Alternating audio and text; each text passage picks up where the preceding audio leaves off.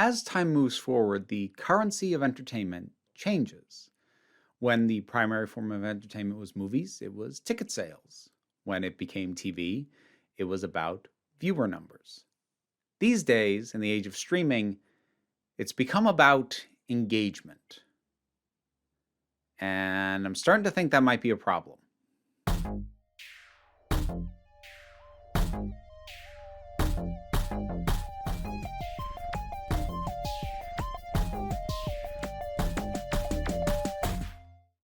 Hey folks, so I want to talk about the broad topic and the idea of how building a show for engagement can impact the way in which the final product actually takes shape. And I'm going to springboard this off of a specific piece of work that at time of recording is still airing.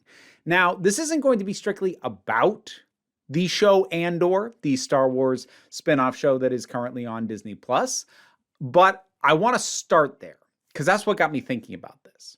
So there were a couple of pieces that I saw that came out around the same time, talking about Andor and sort of talking about how, while not an outright flop, by the Disney Plus standards, it wasn't doing so hot. Now, there's a couple of different metrics that sort of come into this. First, there's the Nielsen ratings. Now, people are probably aware at this point that streaming services actually don't have to share their actual viewing numbers. They're not required to, the way someone broadcasting over systems and onto TV sets actually has to do. So while Nielsen does not have a complete picture of all streaming numbers, it can't unless that information is volunteered by the streaming platform, and it almost never is.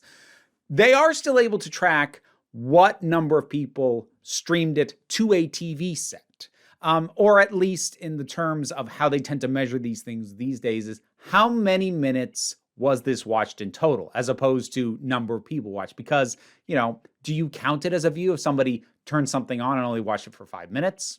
Half of the show? Does it have to be 3/4? It's easier to qualify it by number of minutes watched. And that's what Nielsen currently does. So for comparison, Andor's minutes watched for its premiere came in behind Obi-Wan Kenobi, but ahead of the Book of Boba Fett, depending on how you read the data. And this is another case where it gets a little bit weird. I don't want to linger on this too long because I have other places I want this conversation to go, but this is worth acknowledging. So by raw number of total minutes watched, Andor did beat the Book of Boba Fett. However, the Book of Boba Fett premiered with 1 episode, Andor premiered with 3. Now, if you assume a simple math equation of, okay, well then divide Andor's number by 3, that tells you the per minutes watched and gives you a better idea of how it compares to Boba Fett. And if you're doing that, then it comes in behind Boba Fett, but it's unclear whether or not that's an accurate measure either, because while we know a total number of minutes across 3 episodes, we don't know how many people only watched 1 episode, save the others for later. Is it a smaller number of total viewers watching all 3 episodes in one go? Or is it a higher number of viewers not binging all 3 at once? We don't really know. And even if it is a case of fewer total viewers binging all 3 at once, that's still arguably a very good sign, because that's showing a high commitment rate from those viewers who are willing to sink in the full 3 episodes, whereas the people watching the premiere of Boba Fett only had to commit to 1. So there's still something debatable there, but it is not performing amazingly, and depending on how you measure it, either coming in a bit ahead of Boba Fett or a bit behind it. But there's a whole other set of metrics, and that has to do with its engagement. Now, most of the data that I looked at for this comes from a company called Parrot Analytics. And what Parrot Analytics does is, again, because it does not have access to the actual streaming numbers, what it instead monitors is how much is this being talked about. So it's scraping data from Facebook, Twitter, various social media, YouTube videos, what the viewership on those is like, all these other factors to figure out how much are people talking about this compared to your average show. Now, going against the normal average for shows on the day that the Andor premiered happened, it was doing pretty well, about 6 times above the average.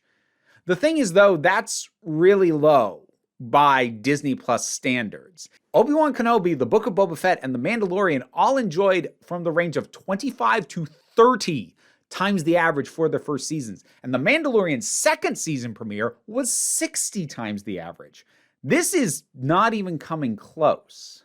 So what this general picture would seem to paint is that Andor is doing okay by numbers, a little bit down, possibly. Now, that is the numbers at the time of the premiere. Andor has actually picked up a little bit more. Well, actually, initially it dipped and then it picked up more after that, but that's sort of an over-the-time tracking, which isn't really what I want to focus on right now. What I want to talk about it here is the way that this measure of engagement doesn't really line up with even the least generous interpretation of the Nielsen data. Because, yes, if you want to be as harsh as possible, that does show Andor coming in below the others, but not by that much. So what's going on here? I think this actually has a lot to do with just the way that Andor is built as a show. By way of illustration and somewhat anecdotally, I have been doing episode-by-episode reviews of Andor over on my secondary channel, Break Room of Geeks, which is where most of my review material goes. If it's not new episodes of Doctor Who, pretty much all of it goes there. But the thing is that I've actually been finding it difficult with each subsequent episode to find much to talk about. Because it's not a show built around massive reveals, big twists, huge set pieces, real, wow, I gotta talk about that moments. It's on a slow burn. It's telling a continuous story. It is paced for the long haul. And as a result, each episode comes out, I find myself going, well, the stuff that was good about all the episodes I talked prior to this, yeah, all that's still good. Like some new stuff happened, but it's all the same strengths. And I have actually pointed out in some of the more recent reviews, I'm struggling to think of specific things to say other than just recount the plot of the new episode, which is not how I like to structure reviews. And that seems to match up with the fact that people just aren't talking about it as much. It's not designed to be a water cooler show. It's not designed on an episode-by-episode basis to make people go, whoa, what did everyone think of that? Let me get onto social media and find out. It's just not built that way. And it's a massive exception for that fact, especially on Disney+. Because Disney+ has been building its things around big moments, impactful things that make you want to respond, whether it be positively or negatively. Everything from the incredibly bizarre out-of-left-field start to WandaVision to later things that went on there with things like the casting of Evan Peters as a fake Pietro, and then with things like Falcon and the Winter Soldier, the integration of characters like Zemo, or the fact that somebody literally got killed with Cap's shield. Like, these are big, wow, I either need to talk about that or I need to see what other people think about that moments. And there was similar stuff in all the other Star Wars shows. I mean, The Mandalorian, the big thing was Grogu, aka Baby Yoda, really blew the dang thing up. But even after that, the use of existing characters, especially in the second season, those became major talking points that spurred that season on to very high engagement. Book of Boba Fett had the initial appeal of a character from the movies, but then integrating various things from other shows, including 2 episodes that basically served as just extensions of The Mandalorian, which, whether you thought those episodes were good or not, I actually couldn't stand them, but that was something to talk about, because that's the other thing about engagement. Engagement doesn't care if you liked it or if you hated it. It only cares that you're talking about it. That is why trying to figure out how many people online hate a thing is not really a measure of it failing.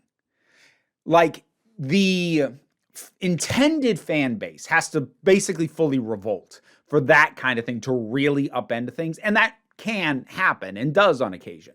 But like, if a bunch of people just don't like a thing and are going, oh, this was dumb, that doesn't necessarily mean it's unsuccessful, because if people are talking about it, maybe you'd prefer they talk about it positively, but if they're talking about it and they're coming back to watch it again, the minutes clocked from a hate watch are no less valuable than the minutes clocked from someone who loves every single second of it.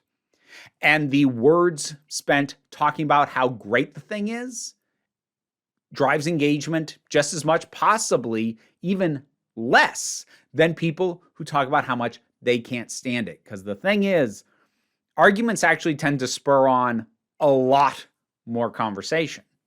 Now, engagement is by no means the only measure of success, and we've seen plenty of instances over the past few years where something becomes highly talked about, but that does not mean it's successful. But the fact that so much emphasis is put on engagement is part of what led to things like the fact that Sony re-released Morbius into the theater because it had high engagement. It had high engagement because it was memed to death. People tore it apart. The whole Morbentine thing took off, and people, yes, they were talking about the movie, but they were making fun of it. It wasn't even that people didn't like it. They actually didn't even see it. They just thought it was fun to make fun of. But because that engagement ranked so high, Sony thought, oh, we'll put it back in the theater and people will go and see it. No, they didn't. So right there is sort of the most extreme recent example of engagement driving a bad decision. But to bring it back to Disney, because I feel like this is the one I kind of have the best view of overall and how this can impact things, you can see how something like WandaVision, on a per episode basis, after its initial debut of the first 3 episodes, that sort of shows the jump in sitcom styles, but then any given episode giving a big, people are going to want to talk about this moment, whether it be Monica Rambeau, whether it be Pietro, whether it be Agatha.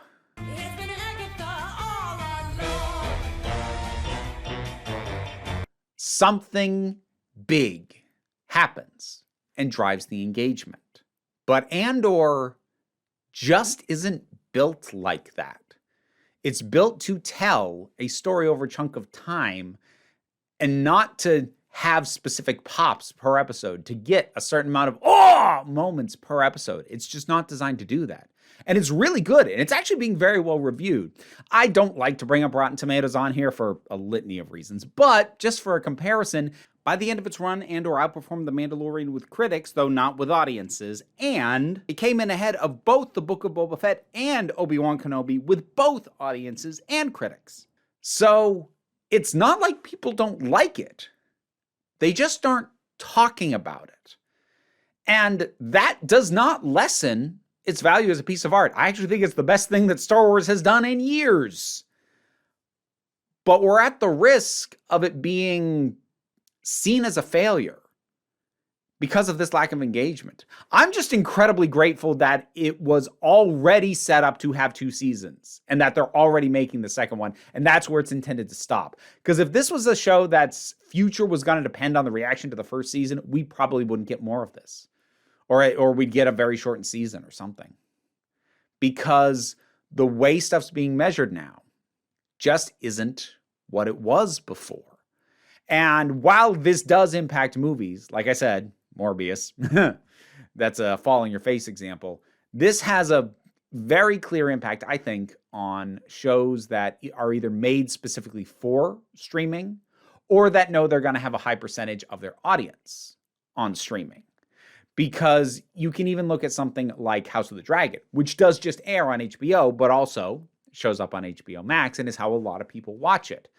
Most episodes have a big moment, whether it be a shocking death, a twist reveal, whether it be this uncovering of, some characters' intentions or just a moment that kind of makes you go, ugh.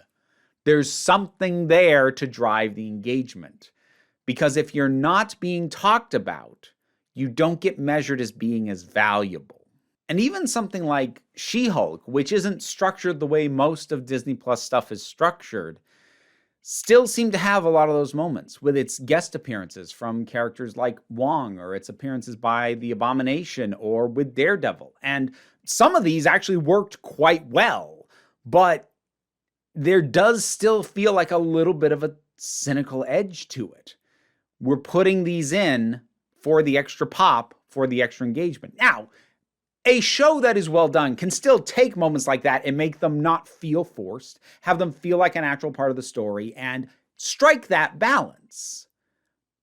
But if you're aiming first and foremost to create a piece of engaging media, and that is your higher concern than whether or not it's a piece of good storytelling, That's always going to be something that concerns me a bit. But of course, this is just kind of the nature of the entertainment industry, which is that there is that constant struggle between what artists want to create and what the people whose money is funding these projects need them to return. And as I said, that has always been there. There has always been tension between the people who want to make a piece of art the way they think it'll best represent what they want it to be, and the people who need that thing to make its money back and then some, because they expect a return on investment. And those needs can often, and do often, clash. As much as I enjoy the MCU, the vast majority of it at least, when these properties try and tackle bigger ideas, they're not completely bad at it, I personally don't think, but not with a lot of teeth, not with a lot of gusto, because, well, it needs mass market appeal to drive the numbers, the tickets, the engagement. And Marvel, especially at this point, engages like almost nothing else does. Because of the interconnected nature of the Marvel Cinematic Universe, you can drop something that hints at things that aren't even confirmed yet. You can hint at a character. You can have someone show up who we haven't seen in several movies. You can do any number of things, and suddenly that's going to drive up engagement massively because it's such a talked about and interconnected thing that it could theoretically mean any number of things. Engagement is especially the lifeblood of Marvel. It has created a cottage industry of people who not only are watching all the things, whether they love it or hate it, who are not only watching and talking about each individual things, but they're talking about the casting. They're doing overviews about the comics origins of these characters before they hit the big screen. They're doing speculation videos about what future stories might be or how certain characters might be used. All of this is a monstrous machine of engagement. And while Star Wars isn't quite at that level, it's not too far behind. And DC is definitely trying to get there. We'll see what James Gunn at the helm of that thing creatively is able to do with it. But they've obviously wanted that as well, but haven't been able to attain it because, well, things haven't actually fit together particularly clearly right now. But in the age of engagement driving things, Marvel has undeniably mastered that. And don't get me wrong, I still like Marvel overall, and most of its individual components are still fairly entertaining for me. But there used to be an organic kind of engagement that came out of just the nature of the interconnected universe, and I'd be lying if I didn't say it's starting to feel more mechanical, more forced. The post-credit scenes feel more token. The cameos feel more for the sake of interconnecting things where maybe that doesn't even really need to happen for this particular story. It's part of why something like Werewolf by Night actually felt like a bit of a breath of fresh air.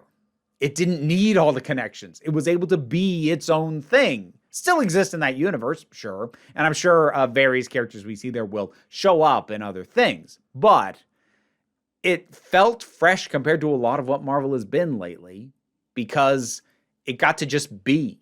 And thankfully, so does Andor. But that seems to be an increasingly small percentage of the output that's coming out of these big engagement machines. Even looking at franchises that are not as currently dominant as Star Wars and the MCU, you can still kind of see the impacts of that.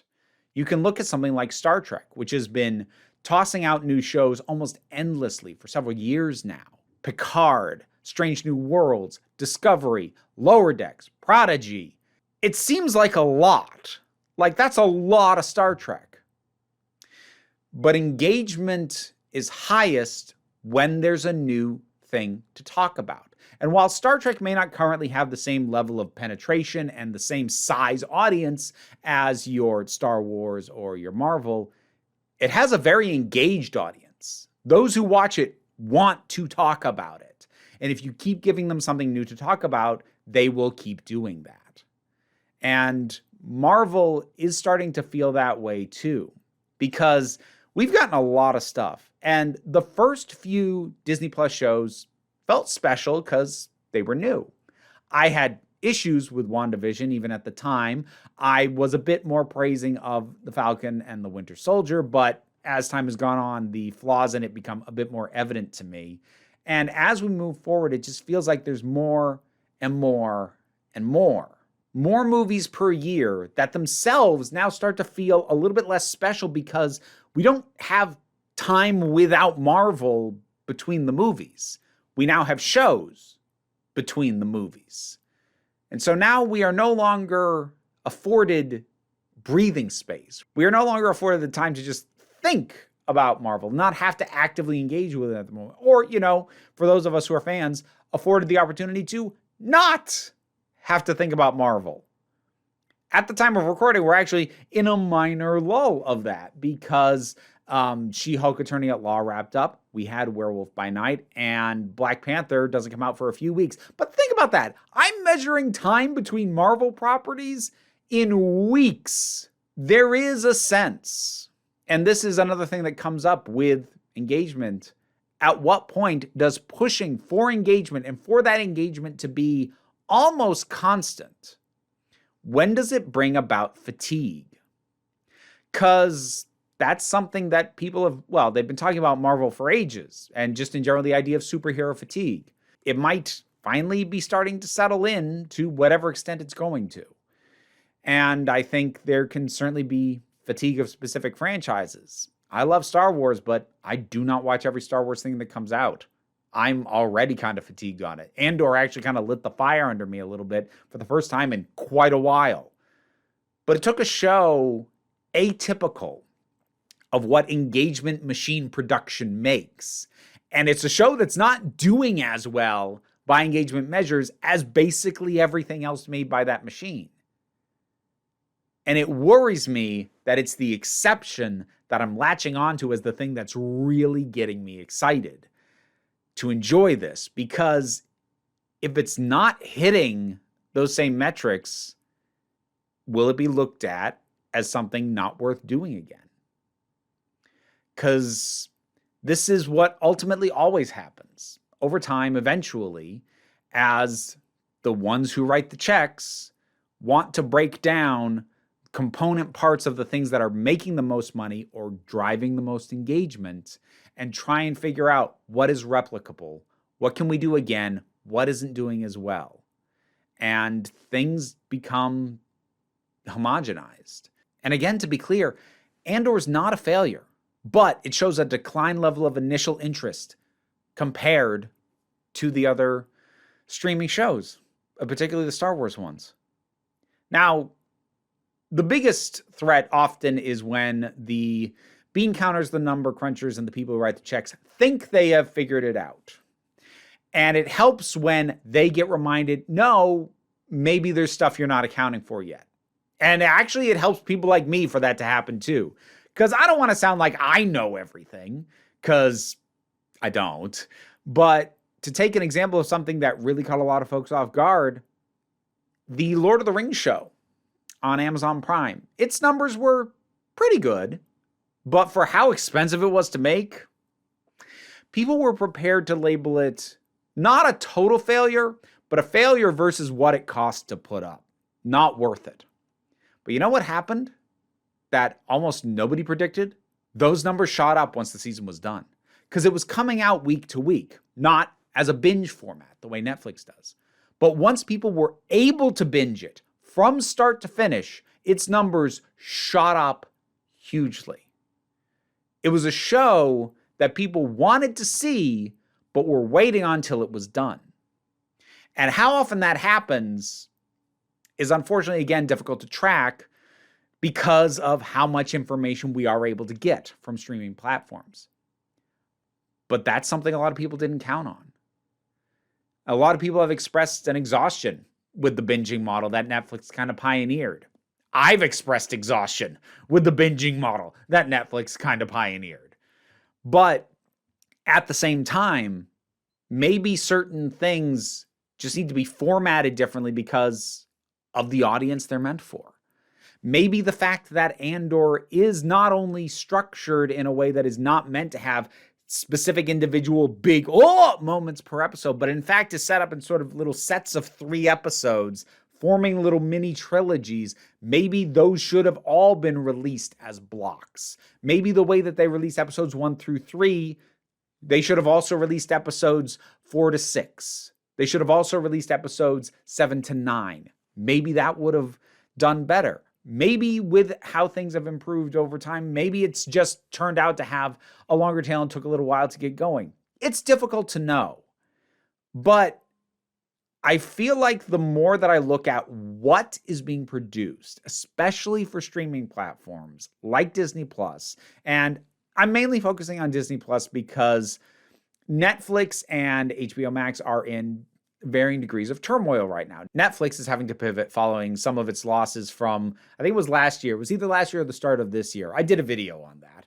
Whereas HBO Max is just, well, it's ending. It's going to be folded in with Discovery Plus into a new thing. So who even knows how to deal with that anymore? Disney Plus is one of the more stable at the moment. So it feels like a better metric. And also a lot of what Disney Plus is doing is something other companies wish they could do in terms of building that level of engagement with that kind of expansive franchise.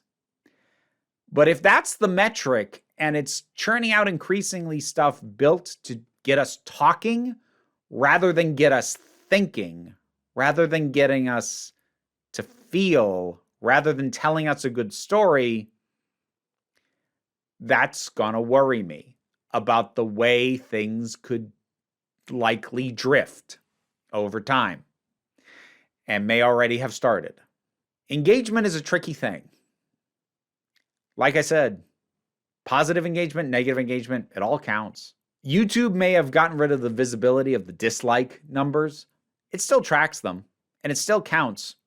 This is something that more than a few YouTubers have pointed out. When you hit the dislike on a video, even before they started not being visible anymore, that was just the same as hitting a like as far as the algorithm was concerned. People saw a video and cared enough about it to voice their opinion. Did they like it or did they hate it? Doesn't matter.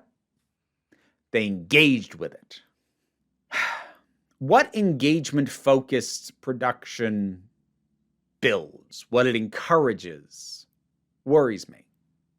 Because if we want to look at YouTube, and not that I necessarily expect streaming platforms to run into the exact same problems as YouTube, this is part of why there are so many drama channels. This is why some of the biggest channels get into feuds. And that's not me saying the feuds are fake. I'm saying feuds drive engagement. It's why so much outrage feels like it is completely out of proportion to what the thing actually is. Because if you shout louder about it, then people are more likely to engage with you, even if it is to shout at you that you're wrong. My refusal to alter how I approach what I do to drive engagement more, because I could very easily.